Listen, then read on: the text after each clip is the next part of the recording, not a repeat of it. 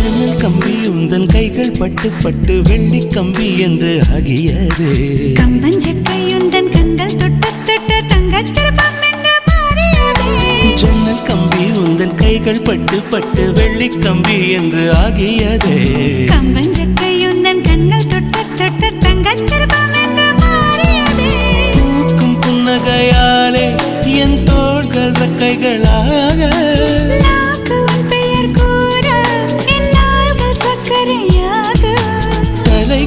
தடுமாற்றம் தந்தாய் என்னில் என் கால்வெண்ணில். நான் பறிந்து வைத்து சூரியன் ஒளிருகின்றது.